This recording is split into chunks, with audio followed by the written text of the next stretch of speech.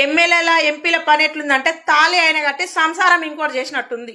Nomination వేసేది ఆయన, ప్రచారానికి వెళ్ళేది ఆయన, సీట్లో కూర్చునేది ఆయన, అసెంబ్లీలో మాట్లాడేది ఆయన, కానీ అధికారం మాత్రము అన్నదమ్ములది అందరిది.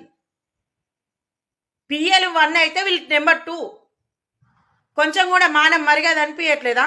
మీరు తాళి కట్టి ఇంకొంత సంసారం చెప్పిస్తారు. మీరు అధికారంలో మీరు ఎమ్మెల్యేగా ఎంపీగా గెలిచి ఇవాళ అన్నదమ్ముల చేతిలో అధికారం పెడతారు. కాన్సెన్స్కి ఎవడైనా ఇప్పటి వరకు గెలిచినోడు కానీ ఓడినోడు కానీ ప్రజల్లోకి ఎందుకు తిరగట్లేదు? ఎందుకు మొహం లేదు మీకు? ఏ మొహం పెట్టుకొని పోయి ఓట్లు అడుగుతారు? ఏం న్యాయం చేసిరని అడుగుతారు? డబ్బులు పెట్టినా ఎట్లా సంపాదించుకోవాలనా? నీ అన్నదమ్ములు దిక్కు దోసుకుంటారు, మీ పిఏగాన్లు దోసుకుంటారు, మీరు దోసుకుంటారా?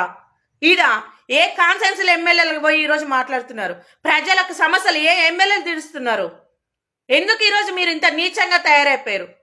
ఇవాళ ప్రజల మీద ఓట్ల మీద మీరు డబ్బులు పెడుతురు, కానీ అవి ఎట్లా సంపాదించుకోవాలని ఆలోచిస్తున్నారు, కానీ ప్రజల సమస్యలు ఎట్లా తీర్చాలని ఎందుకు రావట్లేదు?